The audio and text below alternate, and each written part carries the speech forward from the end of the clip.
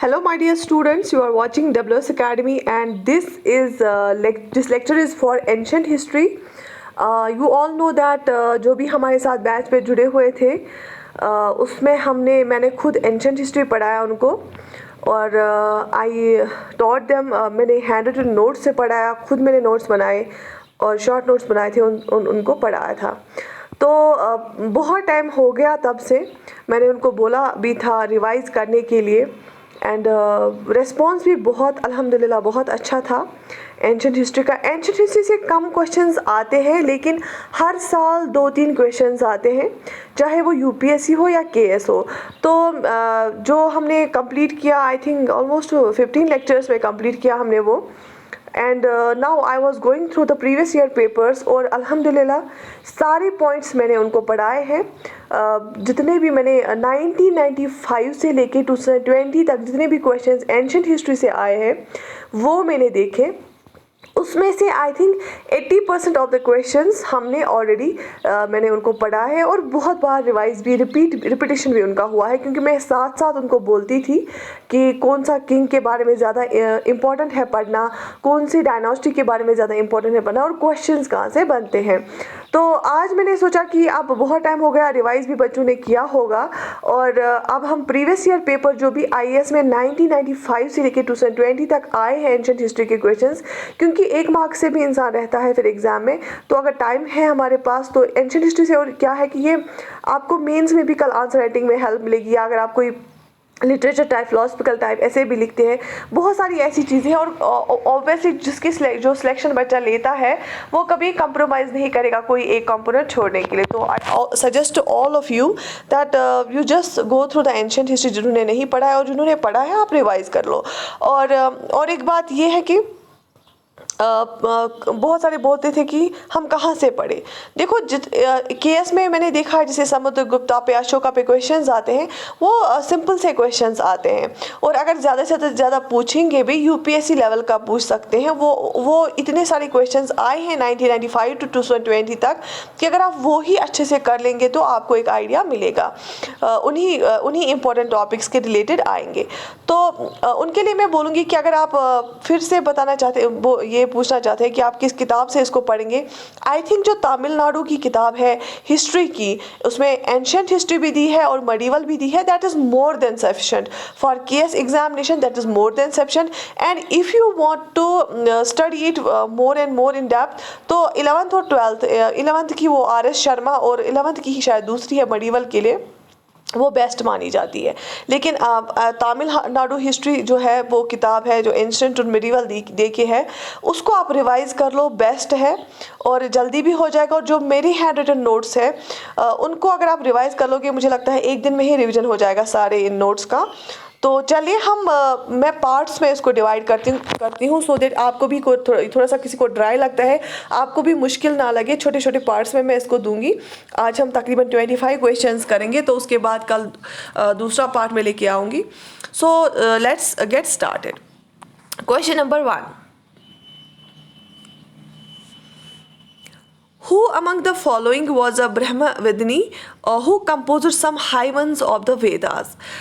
इन चारों में से कौन ऐसी है, ये चारों औरतों के नाम हैं जिसने, जो इम्पोर्टेंट क्यों है, क्योंकि आपको पता है वेदास वो एक सेक्युलर टेक्स्ट है, हिंदूज़ का मोस्ट इम्पॉर्टेंट है।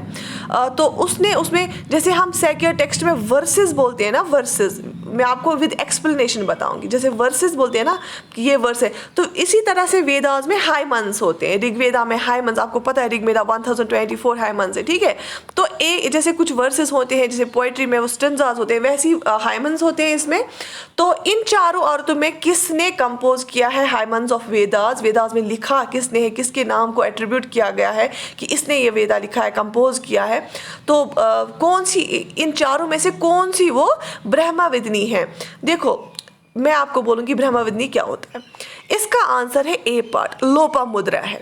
लोपामुद्रा है वो औरत जिसने एक हाइमन कंपोज किया है वेदास में, और इसको ब्रह्माविदिनी भी बोलते हैं, वो लोपामुद्रा है। लोपामुद्रा क्यों इम्पोर्टेंट है? मैं इसका एक्सप्लेनेशन पढ़ती हूँ. Some prominent brahmavadinis were Lopamudra, Vishvara, Sikata, Ghosha, Nivavari, Maitreya. Lopamudra was the wife of sage Agastya. Hyman in the Rigveda is attributed to her. Daughter of women were classified as Brahmavadini and Sadhvadu in ancient Vedic times. Brahmavadini was a woman who studied Vedas after the Yajnopatvinam Sankara secured thread ceremony and got married later or stayed as a spinster in further pursuit of the Vedic knowledge. देखो, पहली बात यह है ब्रह्मविदिनी किसको बोला जाता है. ब्रह्मविदिनी बोला जाता है एक औरत की लड़की को जिसने क्या किया होगा, जिसने वेदास को पढ़ा होगा आफ्टर जो उनकी एक सर्मनी होती है, सेक्योर्ड थर्ड सर्मनी होती है हिंदूज में, उस सर्मनी के पहले वो हुई होती है और उसके बाद उसने वेदास को पढ़ा होगा. दैट मीन्स वो नॉलेजेबल औरत होती है.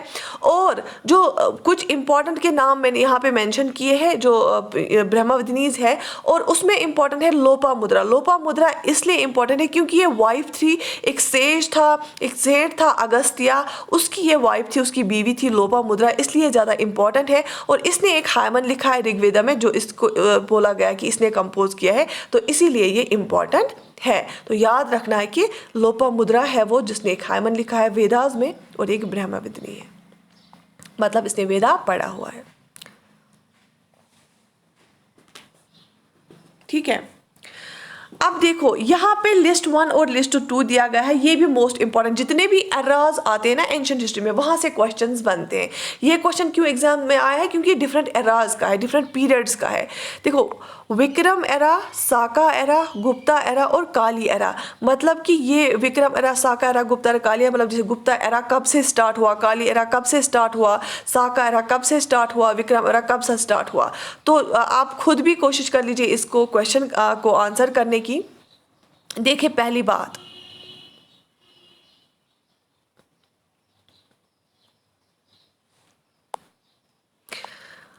किंग विक्रम आदित्य किसने स्टार्ट किया विक्रम संवाद को? King Vikram Aditya started Vikram Samvat in 58 BC to mark his victory over Sakas. याद रख लेना, जो विक्रम आदित्य था ना किंग, उसने क्या किया, विक्रम संवाद, विक्रम एरा को स्टार्ट किया. कब किस डेट में? 58 BC में. तो यहाँ पे ऑप्शंस में बेसिकली करेक्शन है, यहाँ पे 58 BC होना चाहिए. ठीक है, 58 BC में इसने स्टार्ट किया. और इसने किन को हराया? इसने साका को हराया और फिर विक्रम संवाद स्टार्ट किया 58 BC में. उसके बाद जो 78 AD है, इसको रिगार्ड किया जाता है साका संवाद. साका एरा स्टार्ट हुआ 78 AD से and is now widely equated to the accession of the king Kushana. King Kushana के टाइम, जब कुशाना थ्रोन पे आ गया, उसी टाइम साका संवाद स्टार्ट हुआ. और कब हुआ? 78 AD में. मोस्ट इंपॉर्टेंट चीजें हैं ये, मोस्ट इंपॉर्टेंट डेट्स हैं, इनको याद रख लो. और गुप्ता डायनास्टी गुप्ता एरा किसने स्टार्ट किया? मैंने उस टाइम आपको पढ़ा है गुप्ता डायनास्टी का किसने स्टार्ट किया और गुप्ता एरा का किसने स्टार्ट किया. गुप्ता एरा को स्टार्ट किया चंद्रगुप्त फर्स्ट ने. चंद्रगुप्त फर्स्ट ने गुप्ता एरा को स्टार्ट किया. और कब? Is regarded as the founder of Gupta era in 320 AD. और काली एरा स्टार्ट हुआ है 3102 BC में. काली एरा स्टार्ट हुआ है 3102 BC में. और 248 AD में काला चोरी एरा स्टार्ट हुआ है. तो यही 4 जो है ना इंपॉर्टेंट कुछ एराज है एंशिएंट हिस्ट्री में. अभी याद कर लो, बस मसला खत्म. अगर एराज से क्वेश्चन आता है बस यही आएगा, यही इंपॉर्टेंट एराज है. तो यहाँ पे देख लो कि विक्रम एरा 58 BC में स्टार्ट हुआ है, साका 78 AD में स्टार्ट हुआ है, और गुप्ता एरा 320 AD में स्टार्ट हुआ है, और काली एरा, एक सेकंड, और काली एरा स्टार्ट हुआ है 3102 BC में. ये ठीक है. और 348 AD में क्या हुआ है? 348 AD में काला चोरी एरा स्टार्ट हुआ है. यहाँ तक समझ आया? यहाँ तक समझ आया? तो बेसिकली शायद इसका ऑप्शन गलत देके हैं यहाँ पे, क्योंकि ए का आएगा विक्रम एरा 58 AD, ये बी का आएगा साका एरा 78 AD, 3 गुप्ता एरा आएगा 320 AD, सी का आएगा 2 और काली एरा आएगा 1. ठीक है. ये आप एक्सप्लेनेशन से डायरेक्टली देख लो। तो ऑप्शन डी आएगा यहाँ पे बेसिकली। एक्सप्लेनेशन को अच्छे से समझो बस। In Sanskrit plays written during the Gupta period women and Shudras speak. देखो गुप्ता पीरियड में क्या हुआ, मैंने आपको बोला वेदास में जो मैंने आपको पढ़ा है, वेदास में जो वुमेन की पोजीशन थी ना, अर्ली वैदिक टाइम में अच्छी थी, फिर लेटर वैदिक टाइम में भी ठीक थी, लेकिन थोड़ा ये हो गई, डिग्रेड हो गई। उसके बाद जब गुप्ता एरा तक पहुँचते पहुँचते वुमेन का थोड़ा सा स्टेटस लो हो गया था और वुमेन और शूद्रास को थोड़ा इन्फीरियर समझा जाता था। तो जो संस्कृत प्लेज ड्रामाज लिखे गए हैं गुप्ता पीरियड में, तो आपको पता है जो संस्कृत है ना वो अभी सबको क्यों नहीं आती है। जैसे हिंदी है, हिंदी सब लोग बोलते हैं, संस्कृत नहीं बोलते, क्योंकि संस्कृत को महदूद रखा था उन्होंने एक ही क्लास का, अपर क्लासेस तक, ठीक है। तो इसीलिए संस्कृत प्लेज जो गुप्ता एरा में राइट किए गए ना, उसमें भी जो वुमेन और शूद्रास थे वो बोलते थे कौन सी जबान, प्राकृत। एक आम जुबान थी, आम लोगों की जुबान थी, प्राकृत बोली जाती थी। तो वुमेन और शूद्रास कौन सी जुबान बोलते थे, प्राकृत जुबान बोलते थे। और जब भी आप पाली देखोगे, पाली बुद्धिस्ट लिटरेचर के साथ हमेशा आता है, पाली बुद्धिज्म की पहली जुबान थी, ठीक है। तो एक्सप्लेनेशन भी देखते हैं। In Sanskrit plays of Gupta period women and Shudra speak Prakrit language, बिल्कुल प्राकृत बोलते थे। Pali is the language of earliest Buddhist literature. जब भी पहला बुद्धिस्ट लिटरेचर आया वो किस जबान में आया, पाली जुबान में आया। Sauraseni is the language used in most of the dramas of early medieval में सुरेशनी यूज हुआ, लैंग्वेज यूज हुई। अब question number 4, the name by which Ashoka is generally referred to his inscriptions is. देखो ये क्यों इंपॉर्टेंट है, क्योंकि अशोका ने बहुत सारे इंस्क्रिप्शंस इरेक्ट किए, क्योंकि उसका जो दामा था, उनके जो ऑर्डर्स थे वो उन्हीं इंस्क्रिप्शंस पे लिखे जाते थे। और आपको मैंने पढ़ाया दामा महामंत्रास होते थे, ऑफिसर्स होते थे जो उसका वो दामा फैलाते थे, और उसका खुद का जो रिलीजन था वो बुद्धिज्म था। लेकिन अब उन्होंने जो एक डॉक्ट्रिन, एक दामा बनाया था लोगों के लिए, और वो इंस्क्रिप्शंस पे उसने लिखा था। और अशोका से क्वेश्चंस क्यों आते हैं, क्योंकि he is the most important king. Ashoka most important king है मौर्यन डायनास्टी का, उस पर क्वेश्चंस जरूरी आते हैं, और उसके इंस्क्रिप्शंस बहुत सारे इरेक्ट किए हैं, इसलिए इंस्क्रिप्शन से ही क्वेश्चंस आते हैं।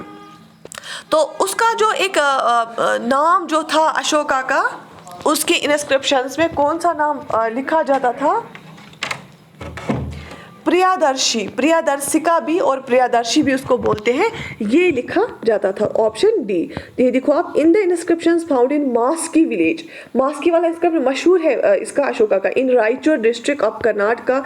Ashoka name was found with titles like Devanam Priya, याद रखना देवानाम प्रिया and Priyadarshi, देवानाम Priya and Priyadarshi ये उसके टाइटल थे। It was then certain the Devanam Priya Priyadarshi was none other than the Ashoka, क्योंकि उसी के इंस्क्रिप्शंस में लिखा था। ऑब्वियसली फिर ये पता चला कि इसी के नाम है, टाइटल्स हैं, और इसका मतलब होता है be loud to the gods, be loud to the gods. और आप मुझे कमेंट सेक्शन में लिख दो, क्योंकि मैंने आपको पढ़ा है कलिंगा वार के बारे में, आप मुझे बोलो कलिंगा वार कब हुआ था, डेट मुझे लिखो, इंपॉर्टेंट क्वेश्चन है, क्योंकि कलिंगा वार हुआ अशोका के टाइम में, इसलिए अशोका का ये जो टेन्योर है बहुत ज़्यादा इंपॉर्टेंट है। कलिंगा वार कब हुआ ये मुझे आप कमेंट सेक्शन में लिखो। Question number 5, who among the following anticipated Newton by declaring that all things gravitate to earth. जैसे न्यूटन ने ग्रेविटेशनल लॉ दिया है, उसी की उसी की तर्ज पे किसने ये बोला कि सारी जो चीज़ें हैं वो फॉल होती है टूवर्ड्स अर्थ, ये किसने बताया है। Options are Aryabhatta, Vikram Mehra, Buddha Gupta and Brahma Gupta. तो इसमें जो ऑप्शन सही ऑप्शन है वो है ब्रह्मा गुप्ता, ब्रह्मा गुप्ता। आपको पता है आर्यभट्टा बहुत इंपॉर्टेंट है, मोस्ट इंपॉर्टेंट एस्ट्रोनॉमर भी था और मैथमेटिशियन भी था, इसने एक किताब लिखी आर्यभट्टिया, ठीक है। तो यहाँ पे जो ऑप्शन है ब्रह्मा गुप्ता, देखो ब्रह्मा गुप्ता ने एक किताब लिखी, उसका नाम है, मैंने पढ़ा है बच्चों को, ब्रह्मा सुप्ता सिद्धांतिका। देखो ये जो एंशिएंट हिस्ट्री के क्वेश्चन है ना, ये आर्ट एंड कल्चर में भी आते हैं। तो इसने एक किताब लिखी ब्रह्मा सुप्ता सिद्धांतिका एंड खंदायाका। तो ज़्यादातर इंपॉर्टेंट जो इसकी किताब है ना वो है ये ब्रह्मा सुप्ता सिद्धांतिका, ये आपको पता होना चाहिए, ब्रह्मा गुप्ता ने लिखी है, और इसमें इसने पोस्टुलेट किया है कि that all things gravitate to the earth. According to Mimamsa, असल में है मीमांसा नहीं है, Mimamsa system of philosophy, liberation is possible by means of jnana, bhakti, yoga and Karma. आप सबको जिसने पढ़ा होगा पता है कि दो स्कूल्स होते थे, एक तो ऑर्थोडॉक्स स्कूल होता था और दूसरा था हेटेरोडॉक्स स्कूल। और जो ऑर्थोडॉक्स स्कूल है, 6 सिस्टम ऑफ स्कूल्स हमने पढ़े हैं, उसमें ये आर्ट एंड कल्चर में आता है 6 ऑर्थोडॉक्स जो स्कूल है हिंदुइज्म के, उसमें एक क्या है, मीमांसा भी है। Mimamsa is one of the 6 orthodox school of Hinduism. It stresses on karma kanda, ritualism. Karma kanda मतलब ritualism पे, कर्मा कांडा मतलब होता है रिचुअलिज्म। ये ज़्यादातर स्ट्रेस करता था कि रिचुअल्स पे, रिचुअलिज्म, और बोलते हैं कि लिबरेशन इंसान को, सोल को मिलती है कब, रिचुअल्स से मिलती है। Along with that pursuit of Vedic knowledge is also important to perform karmas holistically. और ये बोलता था कि नॉलेज ऑफ वेदास भी इंपॉर्टेंट है, क्योंकि तभी आप रिचुअल्स को अच्छे से फॉलो कर सकते हो जब आप वेदास पढ़ोगे और आप पढ़ोगे कि रिचुअल्स को कैसे फॉलो करना है। This school was founded by Jaimini, याद रखना इसका फाउंडर, मीमांसा स्कूल का कौन फाउंडर है, जैमिनी इसका फाउंडर है। जैसे बाकी है सांख्य स्कूल है, योगा स्कूल है, ठीक है, 6 स्कूल्स है इनके, ये इंपॉर्टेंट है। परसों एक लाइव में बच्चे पूछ रहे थे कि आर्ट एंड कल्चर में क्या क्या इंपॉर्टेंट है, 6 ऑर्थोडॉक्स स्कूल्स के बारे में पढ़ना बहुत ज़्यादा इंपॉर्टेंट है। तो मीमांसा स्कूल का जो फाउंडर है वो है जैमिनी। ये रिचुअल्स और वेदास पे ज़्यादा फोकस करते थे, बोलते थे कि लिबरेशन हमें कर्मा कांडा से ही मिलता है, रिचुअलिज्म से ही मिलता है। Question number 7. The term यावना Priya mentioned in Sanskrit texts denoted. यावना प्रिया जो संस्कृत टेक्स्ट्स में है उससे क्या पता चलता है? A fine variety of Indian मुस्लिम है असल में। Irie themselves sent to the Greek court for dance performance pepper. तो आप सबको पता है जो साउथ इंडिया में है वो तो वहाँ स्पेशली केरल साइड है, वहाँ पे स्पाइसेस बहुत ज़्यादा मिलते हैं और स्पाइसेस का एक्सपोर्ट बहुत होता था एंशिएंट इंडिया में। आपको ज़्यादातर पता है इंडियो रोमन ट्रेड बहुत ज़्यादा चलता था और जो पेपर है, पेपर का जो एक्सपोर्ट है बहुत होता था और यावना भी उसी को बोला जाता था, Yavana Priya. The word Yavanas was also used for Indo-Greeks pepper which was grown in India and surrounded parts of Southeast Asia had a lot of demand in ancient Roman Empire. Pepper was called यावना प्रिया, तो paper को ये बोला जाता था। ठीक है यहाँ तक। उसके बाद question number 8। The concept of Anuvarta was educated by, Anuvarta वाला कॉन्सेप्ट किसने बोला है? ये जैनिज्म में आता है। कैसे? The 5 cardinal principles of Jainism it followed by a monk called Mahavarta. देखो जो 5 कार्डिनल प्रिंसिपल्स है ना जैनिज्म के, वो एक मॉन्क फॉलो करता था, उसको हम बोलते हैं महावार्ता। अगर लेकिन ये 2 चीज़ें होती, एक तो मॉन्क होता था जिसको पूरा पता होता, दूसरा होता था ले फॉलोवर, जो थोड़ा सा जो नया फॉलोवर होता जिसको ज़्यादा बातें पता नहीं होती थी। अगर ये ऑब्जर्व करता है ले फॉलोवर तो इसको बोला जाता था अनुवार्ता। जैनिज्म में अगर ये मॉन्क बोलता था तो मॉन्क फॉलो करता था तो उसको बोला था महावार्ता, और अगर ले फॉलोवर फॉलो करता था, ऑब्जर्व करता था ले फॉलोवर इन प्रिंसिपल्स को, तो उसको बोला जाता था अनुवार्ता। ठीक है। इट कंसिस्ट्स ऑफ, अच्छा आप सब ने को मैंने पढ़ाए हैं 5 कार्डिनल प्रिंसिपल जो जैनिज्म के हैं, यहाँ पे फिर से रिवाइज होगा। अहिंसा, नॉन वायलेंस, अस्तिया, अपारग्रह, सत्या, ब्रह्मचार्य, जिसमें बोला जाता है कि चोरी नहीं करती है, ये स्टीलिंग नहीं करनी है, सच बोलना है, सत्या, ट्रूथ। ठीक है। तो ये 5 प्रिंसिपल्स है ब्राह्मणिज्म जैनिज्म के, अहिंसा, अस्तिया, अपाग्रह, सत्या एंड ब्रह्मचार्य। तो अगर मॉन्क फॉलो ये ऑब्जर्व करेगा तो उसको महावार्ता बोला जाता है, अगर ले फॉलोअर ऑब्जर्व करेगा तो उसको अनुवार्ता बोला जाता है। Zero was invented by, zero किसने इन्वेंट किया? Aryabhatta, Bhaskara first, Vikram Mehra and unknown Indian. Basically ये बहुत जगह पे बहुत चीज़ें देखी है, लेकिन एनसीईआरटी में ये बताया गया है there is no concrete evidence of who invented zero. The zero can be traced to the Indian mathematician Aryabhatta, who about 520 AD devised a positional decimal number system. Later Brahmagupta developed the concept of zero as an actual independent number. देखो basically बोलते हैं कि पता नहीं है basically zero invent किसने किया, लेकिन जब decimal number positional decimal number किसने दिया? आर्यभट्टा ने। तब से ज़्यादातर मतलब ज़ीरो का ये वजूद में आ गया, और उसके बाद zero as an independent actual number किसने दिया? ब्रह्मगुप्ता ने दिया।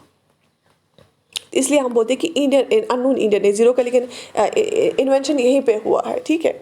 और मैथमेटिशियंस बहुत ज़्यादा थे एंशंट हिस्ट्री में, एंशंट इंडिया में, तभी अरब्स ने यहाँ से ही मैथमेटिक्स सीखा और इसीलिए वो मैथमेटिक्स को हिंसात बोलते थे। और यूरोपियंस ने फिर अरब्स से सीखा, लेकिन अरब्स ने इंडियन से सीखा, हिंदुस्तान से सीखा, तो हिंसात बोला जाता था। उसके बाद question number 10, according to ancient Indian cosmogonic ideas, the sequential order of the cycle of the 4 eons yugas is, ठीक है। तो मतलब ये भी टाइम पीरियड का बताता है। तो करेक्ट इसका जो है ना, ये चार जो है, दिवापारा, कृता और काली, ये बिल्कुल जो तमिलनाडु वाली किताब है उसमें लिखा है और मैंने बच्चों को पढ़ाया भी है। इसका जो करेक्ट सीक्वेंस है दैट इज कृता, देवपारा और काली, ऑप्शन सी, कृता, त्रेता, देवपारा और Kali. The Satya Yuga also called Satyuga, Kritayuga, Krita Yuga in Hinduism is the first 4 Yugas and the Yuga age और एरा ऑफ ट्रूथ, इसको बोलते हैं युगा, बोलते हैं एज, मतलब टाइम, ट्रूथ का time. It is 4 times of Kaliyuga, ठीक है, सही ट्रूथ का टाइम होता है जो युगा है, is 4 times Kaliyuga. Treta is 3 times of Kaliyuga and Dvapara is 2 of Kaliyuga, ठीक है। कलयुग बोलते हैं कि फिर ये बोलते हैं ना कलयुग का टाइम चल रहा है, कुछ नेगेटिव सेंस में, ठीक है। तो त्रेता, अब आपको क्या रखना है, सही करेक्ट ऑर्डर याद, पहले कृता है, त्रेता है, देवपारा है और काली लास्ट में है। देखो, the river most mentioned in early Vedic literature is, देखो बहुत सारे रिवर्स का नाम मेंशन हुआ है वैदिक लिटरेचर में, स्पेशली ऋग्वेदा, मैंने आपको ये पढ़ाया भी, लेकिन इसमें क्या लिखा है, ध्यान सुनो, देखो कीवर्ड, क्वेश्चन कहाँ पे गलत होता, मोस्ट मेंशनड, ठीक है। अदरवाइज आप देखोगे गंगा इवन सरस्वती का यूज भी हुआ है, लेकिन इन चीज़ों, इनका यूज हुआ है एक बार, लेकिन जो सिंधु है ना, इंदस रिवर को सिंधु बोला जाता था, इसका यूज बार बार हुआ है ऋग्वेदा में। देखो, Sindhu present day Indus is most widely mentioned river in early Vedic literature. Saraswati is considered to be most important, Saraswati को भी मोस्ट इंपॉर्टेंट माना जाता है। और second Ganga is also mentioned in Rigvedic text but just once, ठीक है। And Shutudri is referred for river Satluj, Shutudri river Satluj को बोला जाता था, लेकिन गंगा और सरस्वती नो डाउट इसको मेंशन किया गया है, लेकिन एक बार, लेकिन ज्यादातर मेंशन किसको किया गया है, सिंधु को, इंदस रिवर को। Which one of the following is not a part of early Jaina literature? तो इनमें से कौन अर्ली जैनिज्म का लिटरेचर जो है उसका पार्ट नहीं है, वो ऑप्शन है ए, Therigatha. Therigatha is a part of Buddhist literature and was compiled by Buddha nuns. It contains the poems on Lord Buddha. तो ये जो Therigatha literature है किसने लिखा है, बुद्धिस्ट नन्स ने लिखा है। और इसमें क्या लिखा गया है, इसमें लॉर्ड बुद्धा पे पोएम्स लिखी गई है। इसमें लॉर्ड बुद्धा पे क्या लिखी गई है, पोएम्स लिखी गई है। यहाँ तक समझ आया? Which of the following were common to both Buddhism and Jainism? आपको पता है कि जब रिचुअल से लोग तंग आ गए, कॉम्प्लेक्स रिलीजन से तंग आ गए, सेक्रीफाइसेस से तंग आ गए और ब्राह्मणिज्म ने पूरा जो टॉप हायरार्की वो कैप्चर कर ली, तो लोग तंग आकर ही फिर क्या हुआ है, नए जो रिलीजन है उनका जन्म हुआ है, जैसे बुद्धिज्म है या जैनिज्म है। तो इन दोनों में कॉमन क्या था? ऑब्वियसली दोनों के रीजन सेम थे, वो क्यों आ गए, तो ऑब्वियसली कुछ पॉइंट्स इनमें कॉमन भी थे। और लेकिन सबको ये स्टूडेंट्स को पता होगा कि जो जैनिज्म है वो ज़्यादा एक्सट्रीम मतलब वो लेता था, वो साधारण ज़िंदगी। इवन आपको पता है वो जो कुछ जैन्स थे वो ब्रश हाथ में उठाते थे और रास्ते में अगर कोई कीड़ा होता था पहले उसको हटाते थे फिर चलते थे। और वो दिगंबरास और सत्यम्बरास जो हमने पढ़ा उसमें एक सेक्ट ऐसा था, बिल्कुल वो नेकेड चलते थे, वो कुछ कपड़े भी नहीं पहनते थे और खुद को स्टॉव करते थे टू डेथ, वो खाना भी सही से नहीं खाते थे। तो इनमें कॉमन क्या चीज़ें हैं? Avoidance of extremities of penance and enjoyment. बिल्कुल ये दोनों क्या करते थे कि एंजॉयमेंट को छोड़ो। आपको पता है बुद्धा भी बोलता था कि डिजायर्स को खत्म करो, जितना आप डिजायर्स को खत्म करोगे सफरिंग्स कम हो जाएगी। Indifference to authority of Vedas, जैसे ब्राह्मणिज्म में वेदास को ज़्यादा भाव दिया था तो इन्होंने बोला कि नहीं ऐसा नहीं है। Denial of the efficacy of rituals, बिल्कुल रिचुअल्स को भी इन्होंने बिल्कुल कंडम किया, बोला कि इतने सारे वो आइडल वर्शिप बंद करो। Non injury to animal life, बिल्कुल ये बोलते थे कि सेक्रीफाइसेस, ये एनिमल सेक्रीफाइसेस को बंद करो, तभी फिर ये आ गए। तो इसलिए option A is correct option. In Jainism extremism and penance were advocated, whereas in Buddhism middle path was advocated. आप सबको पता है कि जो बुद्धिज्म में है वहाँ पे उन्होंने मिडल पाथ लिया, मतलब वो एक्सट्रीम एंजॉयमेंट भी नहीं करते थे लेकिन बिल्कुल भी साधारण ज़िंदगी नहीं गुजारते थे, मिडल वाली मॉडरेट ज़िंदगी गुजारते थे. लेकिन जो जैनिज़्म की अगर बात करेंगे उन्होंने बिल्कुल एक्सट्रीम, वो खुद को मारते थे भूखे रह रह के. Who among the following is known for his work on medicine during the Gupta period? Gupta period में कौन सबसे मशहूर है जिसने काम किया है किस पे? मेडिसिन पे काम किया है. सबसे मोस्ट इम्पॉर्टेंट ये है इस, और हर एक स्टूडेंट को पता होना चाहिए इसका नाम, दैट इज सुश्रुता संहिता. देखो नाम सेम है. सुश्रुता है एक वो तो एक राइटर है, ठीक है. वो देखो नाम ऐसे सारे हैं तो कन्फ्यूजन होगा, तो इसीलिए मैं बोलती हूँ ऑप्शंस को अच्छे से पढ़ा करो. सुश्रुता जो है ऑप्शन डी वो सही आंसर है, क्योंकि इसने सुश्रुता संहिता एक किताब लिखी सुश्रुता ने. He was said to have been the well known surgeon. आपको पता है एंशिएंट टाइम्स में ये कैटरैक्ट आई सर्जरी करता था, प्लास्टिक सर्जरी करता था, यूटीआई यूरिन इन्फेक्शन का इसको यूरिन टेस्ट होते थे, मतलब इतनी और इवन जो ये वो होते हैं ना कि किसी को जॉइंट्स फिर क्रैक होता है तो उसको क्या होता है, प्लास्टर होता था, वो भी करता था. He was said to have been well known surgeon during the Gupta period of Gupta, ठीक है. Shaunaka is the name apply to teachers. Shaunaka को टीचर्स को बोला जाता था, ये ऑप्शन सी वाला. Shaunaka apply to teachers, name given to teachers. And to Ashok of Arthu. Sudraka was famous for writing Mirchi Titika. याद रखो ये भी इंपॉर्टेंट है, गुप्ता एरा का ही ये है लिटरेचर है. जो सुद्राका है इसने मिर्ची तितिका, मिर्ची का तिका लिखा था. सुद्राका ने मिर्ची का तिका लिखा था, लेकिन जो शुरास्ता था उसने शुरास्ता संहिता लिखा था. एक सर्जन था गुप्ता पीरियड में. यहाँ तक समझ आया? Match list 1 with list 2 and select the correct answer using the codes given below. देखो ये है किसने क्या लिखा है और किस फील्ड के साथ वाबस्ता था. पहला है विशाखा दत्ता, वरहा मीरा, चरखा और ब्रह्मगुप्ता. आपको पता है अभी हमने शुरास्ता संहिता पढ़ा, ऐसे वो एक सर्जन था लेकिन मेडिसिन के साथ कौन डील करता था, ये चरखा संहिता इसने लिखी है किताब. वो उसमें मेडिसिन के बारे में लिखा है, इसने बहुत सारे मेडिसिन के बारे में लिखा है. और ये शायद कनिष्क के टाइम था, अभी हम एक्सप्लेनेशन पढ़ेंगे. और दैट मीन्स जो चरखा है ऑप्शन सी का आएगा 1, ठीक है. तो ये क्या है, मेडिसिन के साथ ये करता था. और जो विशाखा दत्ता है, विशाखा दत्ता ने लिखा मुद्राक्षसा. मैंने आपको पढ़ाया है गुप्ता पीरियड में, जब हमने पढ़ा है मौर्यन एरा में भी जब पढ़ा है, तो विशाखा दत्ता ने ड्रामा लिखे थे, संस्कृत ड्रामाज लिखे थे. और जो वरहा मीरा है, वरहा मीरा एक एस्ट्रोनॉमर था, एस्ट्रोनॉमी उसने लिखी है. और जो ब्रह्मगुप्ता है, ब्रह्मगुप्ता के बारे में हमने देखा कि इसने मैथमेटिक्स में काम किया है. तो ये आपको पता होने चाहिए. इतना भी अगर यहाँ पे याद रखोगे ना, इससे भी बहुत हेल्प मिलेगी. विशाखा दत्ता ने ड्रामा लिखा, Varaha Mihira astronomy, Charaka medicine and Brahmagupta mathematics. तो चलिए एक्सप्लेनेशन पढ़ते हैं. Charaka wrote Charaka Samhita on both medicine and was contemporary of king Kanishka of Kushan dynasty. Kushan dynasty के टाइम में था. और ये भी आता है कभी कंटेम्प्रेरी कौन किसका था. Brahmagupta was a mathematician. Varahamira was a famous astronomer. Vishaka Datta was a poet of Gupta period who wrote मुद्राक्षसा. मैंने बोला कि विशाखा दत्ता ने क्या लिखा, मुद्राक्षसा लिखा, एक पोइट था, ठीक है, राइटर था. उसके बाद क्वेश्चन 16, मैच लिस्ट 1 एंड चलिए मुझे लगता है कि ये काफ़ी है इतना. सेकंड पार्ट में मैं दूसरा लाऊंगी 1997 वाले से क्वेश्चंस जो आए हैं. तो जो ये है ना केएस में चांसेस है इन टॉपिक से क्वेश्चन आने के, इवन डायरेक्ट भी ये आ सकते हैं क्योंकि बहुत ज़्यादा इंपॉर्टेंट है. अशोका के बारे में, गुप्ता एरा के बारे में, लोपामुद्रा के बारे में, डिफरेंट एराज के बारे में, ये चीज़ें आपको एटलीस्ट पता होनी चाहिए. जो भी सिविल सर्विस एस्पिरेंट है इतना उसको पता होना चाहिए, not only to qualify exam, to gain the confidence. एक होलिस्टिक प्रिपरेशन जिसको हम बोलते हैं उसके लिए ज़रूरी होता है. तो आपको ये क्वेश्चन सॉल्व करके देना या एक्सप्लेनेशन कैसा लगा आप मुझे कमेंट सेक्शन में लिख दीजिए. तो जैसे कमेंट्स आएंगे और जितनी डिमांड होगी उससे वैसे फिर मैं आगे आपको फिर सारे क्वेश्चंस कराऊंगी. उन बाकी कंपोनेंट्स के भी प्रीवियस ईयर पेपर जो है वो हम इकट्ठे सॉल्व करेंगे. तो do right in comment section कि आपको जो ये हमारा जो ये नया सीरीज़ है कैसा लगा.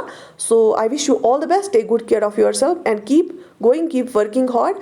This is your golden opportunity to crack any examination. So don't waste your time. Till then, Allah Hafiz.